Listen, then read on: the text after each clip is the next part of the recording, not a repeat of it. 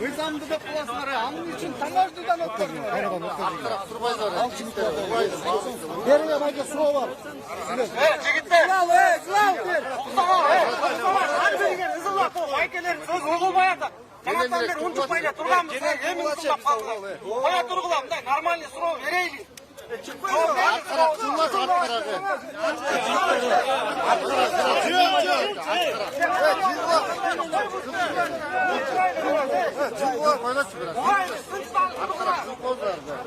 Mikrofondu.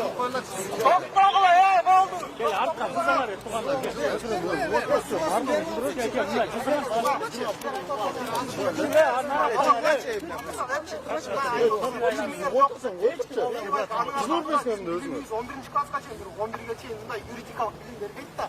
Биз көңгөмүз да ошо доверенность менен алып эле мына ушундай экенин алып айдай бердик да, туурабы? 3 жыл 4 жыл болду айдап атабыз баарыбызчы. Анан кийин могу жерде азыр камалып калган машиналардын тагдыры бар. Алардын күнүнө ким берет тамак? Сиз бербейсиз да, туурабы? Балдарына сиз бербейсиз, туурабы? Такси менен оокат кылгандар бар. Силер акча алгандар бар. Билбейсиздер кандай жашоо экенинчи. Бул жактын ичи менен Хан Сарайда ачык эле жаман көрбөңөр. Алар сонун берген. Биз мына Россияны чириген машинаны алабыз $3000. 3000 чапсайбыз, агачы. Анан буну билбей алганбыз. Билбей алганбыз, анан сиздер туура айтып атасыңар, закон бузулду. Чегарадан айтыш керек болчу ошо. Каршылыгыбыз жок. Закон бузулду. Бирок эми ушул жерде алдын ала билдирип бербей туруп, эскертип бербей туруп камап салганда туура эмес да, туура айтыш керек эле. Ушундай болуп атат. Токтоткула машиналар деп. Мына биз ушуну билбей туруп заказ кылып алгандар бар. Арасында мен заказ берип алгам. 30.000 машина, 30.000. Акчамды бергем. Полный бергем. Келелик. Эми мага ким акчамды берет, ким машинаны берет? Анан көрүп ошо бизде үчүнө талап болуп атат. Маселе да талаптагы эмес, алчы. Карыз калгандар бар. Таксисттер жыргаганыбыздан келген жокпуз да. Биз жыргап кетсек, анда сиздер жооп чыктырды айдамакчы биз дагычы. Биз ошо начар машиналарга канаттандырылбай, оңдой берип, семьяңды бакпайсың же, машинаңды бакпайсың да биринчиденчи. Анан ошол үчүн ошол автокөлүк машиналардан биз ыраазы болуп, ошолор жаңы технология менен жабдууланган машиналар барчы. Автоматизированный бүт нерсе бизге ылайыктуу. 3-4 жыл ремонт кетпейт ал машиналарчы. Эми ушуларды камабай туруп эле жолдо келатат, мисалы биздики биринчи маселебиз. Ушул жолдо келаткандарга убакыт берсеңиздер, биз Кыргызстанга жеткирип алайлы ушулардычы. Биринчи маселе. Экинчиси ошо Кыргызстанга келип калгандарга бир кандайдыр бир закон түрүндөгү кандай бир мүмкүнчүлүк бериңиздер. Убактылуу регистрацияга алган жок. Экинчиден могу стоянкадагылар бүгүнтөн калтырбай чыгарып койсоңор, ким берет булар? Тамак ашын могу байкелер көтөрбөйт да, биз өткөндө келгенбиз. Сиз барып элесиз жок.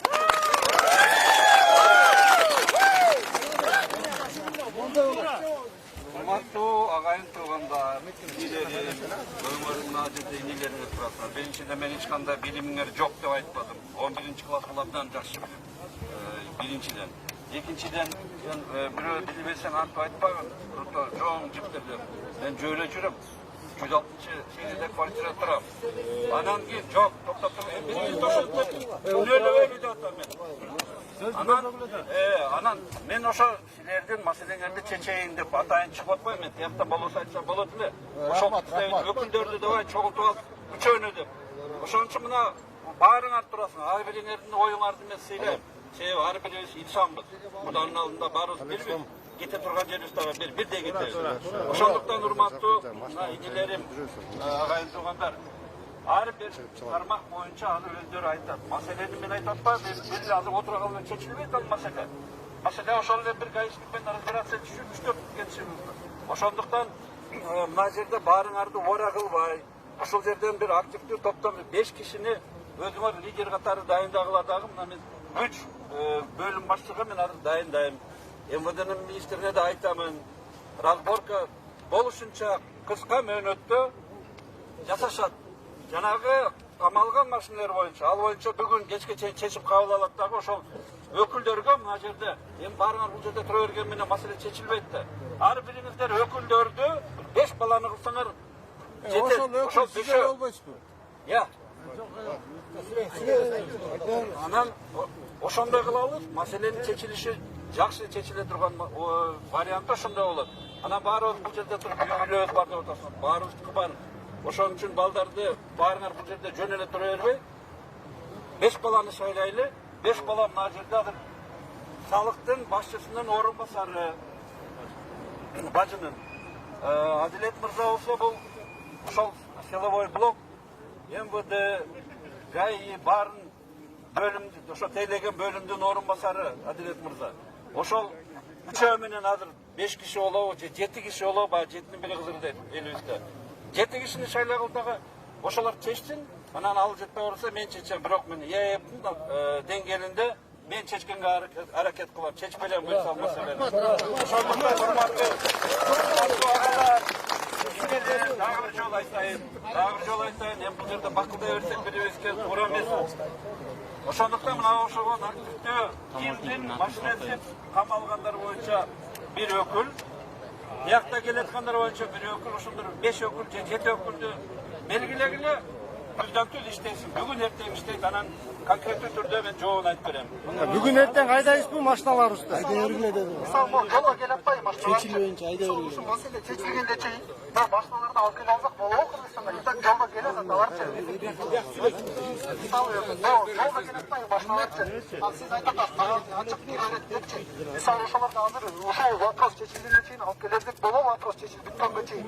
Жөн эле карап турбай, биздин убактыбыз бар да, биз да иштейбиз. Кандай дейсиз ошого? Жолдо калып кеткен машиналар. Жарым жолго келип калды алар. Бизге алынган машиналар. Айтып атпайбыз, бул нерсе мыйзамдуу деп. Если өзүң алып келген болсоң, Абхазия мамлекетинин артына ошол убактылуу сактоо мөөнөтүн койгон болсоң, алып кетсең болот ошо. Мөөнөткө карап 1 жылга чейин. А если сен ал жактан азыркы деп алып сатып алган болсоң, ошол жарандан, Абхазиянын жаранынан, ал жерде 10 суткага коюлган. Уже бул жерде мыйзам бузуу болот. Алар чыгып кеткен Абхазиядан. Россия чыккан болсо уже азыр ошол маселени айтып атпайбыз. Бул да мыйзамсыз нерсе болуп атат. Келгенге да ушул нерсеге ушар болосуңар деп айтып коет. Мыйзамсыз нерсеге ушар болосуңар. Ушундай аракетти бир мыйзам талашына кирели деп ошол аракет жасап атабыз. Байке бир суроо да. Ушул убакта чейин шүттүү эле кирген да. Негизичи. Эми азыр ушул нерсе чечилбей туруп, бул жактан заказ берип алгандарыбыз бар да. Алар бекерден бекер кредитке алган, карызга алган, күйүп кетпеш керек да. Биз да ойлоп коюшубуз керек да бул жердечи. Туурабы? Бул жерде неме болот десек, биз автобуско жүктөлүп калган машиналар, көөлөр стоянкада турат. Ага да төлөшүбүз керек болот да. Ошодон күйүн айтып атабыз. Может, ушул вопрос чечилгенче келе берсе болобу биздин машиналар? Билип стоянкага айдабайбыз, сиз айткандай кылып токтотуп коёйбуз. Биз просто каражатыбыз жок уже. Түгөндү да аларга төлөй албай калдык да. Негизи мына. Стоянкадан качан чыгып Кайрадан чыгып кетиш керек. Абхазия мамлекетинин же болбосо тастамош болуп, төлөнө турган төлөмдөрдү төлөп, анан жүрсөңүз болот. Эки эле жол бар мыйзам боюнча. Мына ушуну Тойчуевич айтып кеткендей, 5 мамлекеттин жетекчилери менен макулдашып ошол маселени бир жылдыралы деген ой болуп атат. Ошондуктан жол келаткан машинаны деле ушул нерсеге ушар болот айтып коеюн сага. Сурап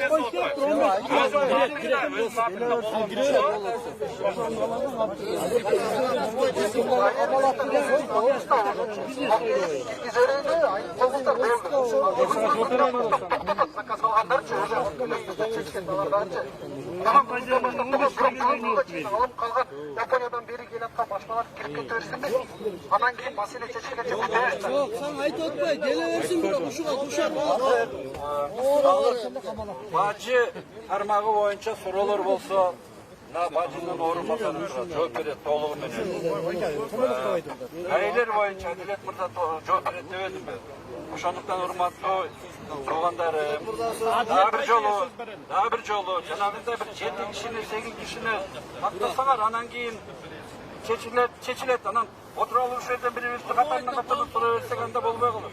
Чечилбейт. Адилет байке сөз беребиз. Адилет байке сөз беребиз. Жигиттер, давайте тизден ар жака чыгылачы, жигиттер.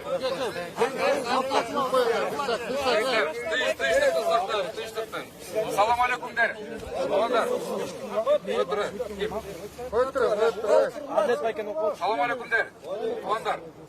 Мына биздин жетекчибиз айтып кетти да. Мен атым Адилет. Өкмөт аппаратында иштейбиз. Мына күч түзүмдөрү боюнча карайбыз маселелерди. Мына эми жетекчибиз азыр айтып кетти. Бүгүнкү акыбалыбызга ушул келип калдык тилекке каршы. Давайте менин сунушум. Бири-бирибизди азыр күнөбөйлүк деп. Маселени чечелик. Андан көрө. Жетекчибиз айтты азыр. Өзүңөрдөн ич-ара шайлап алгыла. 5 киши, 7 кишини шайлагыла. Бул жакка кирелик, консультация кылайлык. Канча машина турат стоянкада, канча машина келе жатат, анан эмне болот? Ошол маселелерди бул жактан кеңешелик, анан чыгып силердин өкүлдөрүңөр силерге жеткирет маалымат. Биз силерге жардам бергенге аракетибиз бар. Колдоп беребиз. Азыр ич-ара бияктан 10-15 мүнөт өзүңөр ич-ара шайлап алгыла, биз күтүп турайлык деги жакта. Команда бересизби эмнеге? Айтып коюңчу өзүңүз. Азыр айтайын, муну айтайын. Мына жетекчибиз айтты, азыр ГАИнин жетекчилигине чыгабыз. Айтабыз. Бул жүргөн машиналерди бүгүнкүдөн баштап токтотпогула.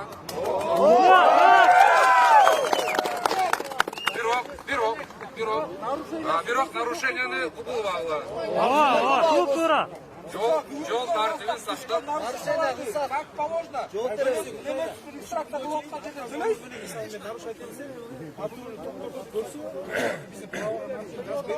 Мыйзамга баш ийгиле. Мына ошол маселелерди азыр чечкенге аракет кылабыз. Стоянкада турган машиналардын тагдырын да чечебиз. Ошондуктан давайте убакытты көп албай шайлагыла 5-6 кишини биз күтөйлүк. Бул жака келгиле кирип сүйлөшөйлүк.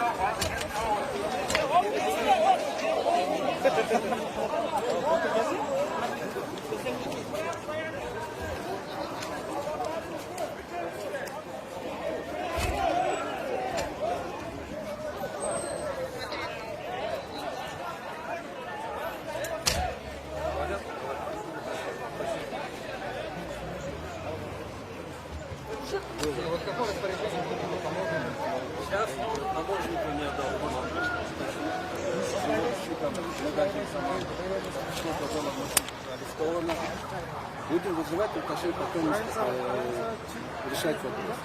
А в части эксплуатации? В части эксплуатации они будут. Это праворульные, тем более машины, они все уже запрещены, давно все знают об этом. Но несмотря на это, согласно правилам ЕС, машины, они имеют право до года находиться у нас. Потом выезжать, обратно заходить, там проблем не должно было быть. Но проблема заключается именно в том, что эти машины, они зарегистрированы не в рамках ЕС, а в Абхазии. Абхазию, знаете, она никем не признана страна. Тем более они не входят в ЕС. Поэтому такие проблемы. Возвращать будете эти машины? Эти проблемы будем решать. Я сейчас сколько я не могу сказать.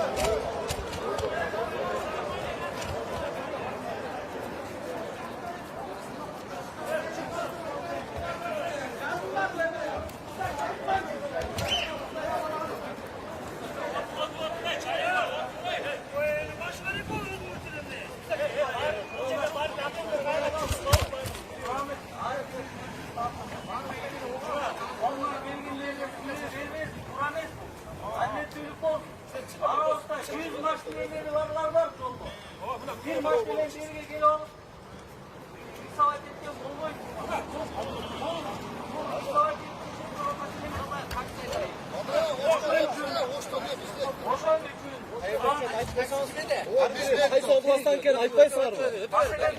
Taksi bo'l.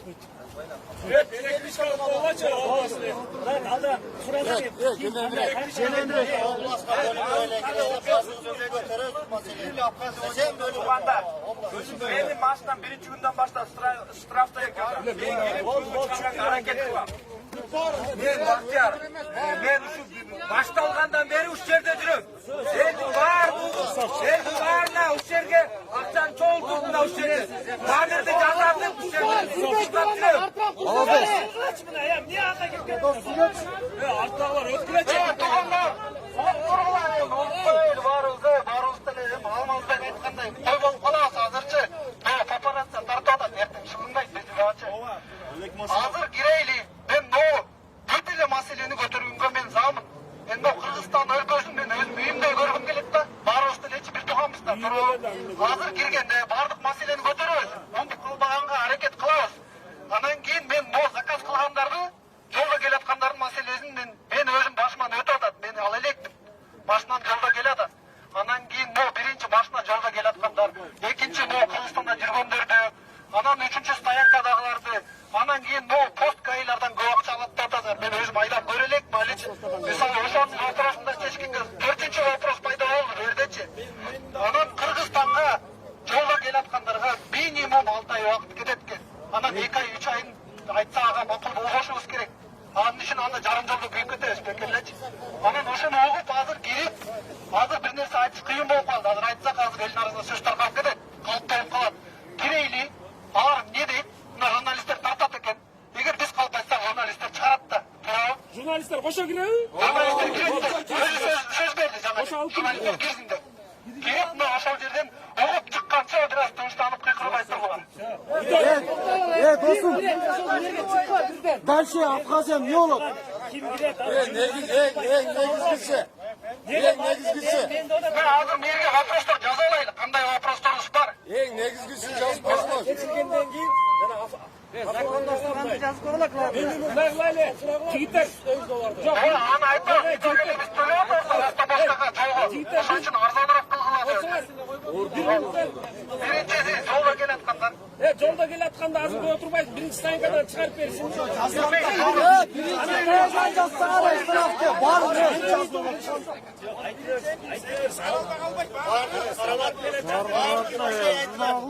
Келаткандар, стоянкадагылар, бул жерде шаарда жүргөндө, ош айрымча кармап аткандар, Ошо станцияга чыгыш.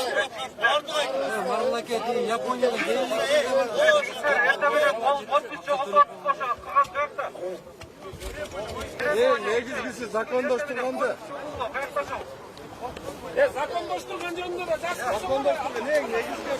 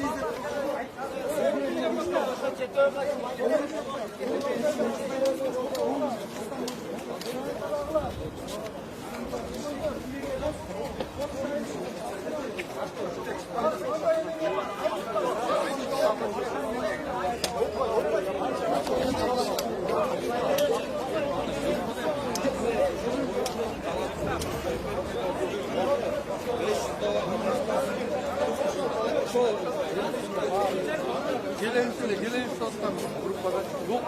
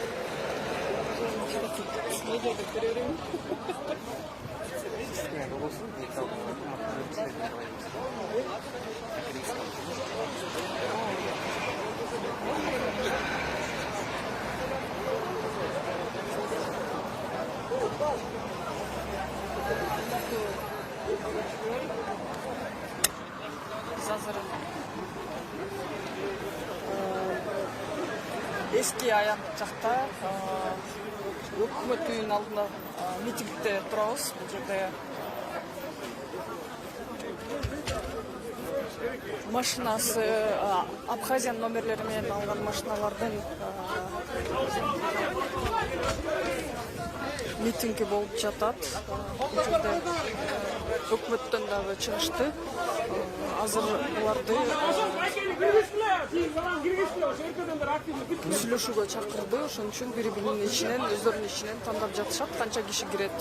7 киши азырынча тандалыптыр. Ошол азыр чечип жатышат. Кайсы суроолорду чечишет?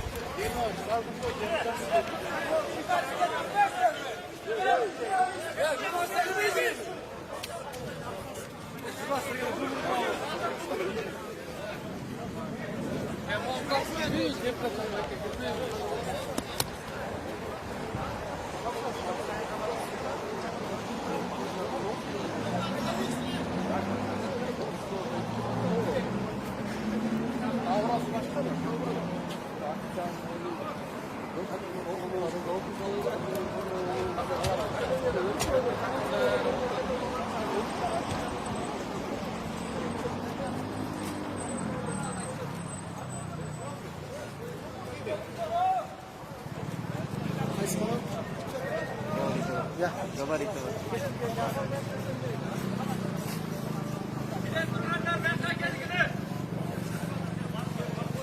Журналист алып, журналист.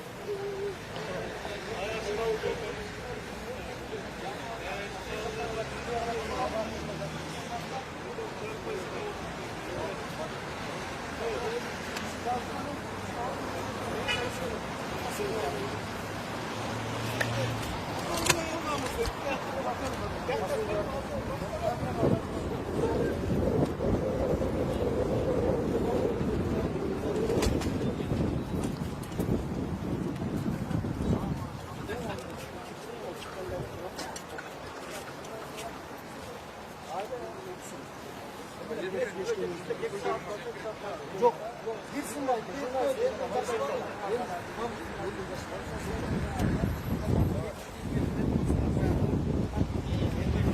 Gene üçüncü bakanlar var.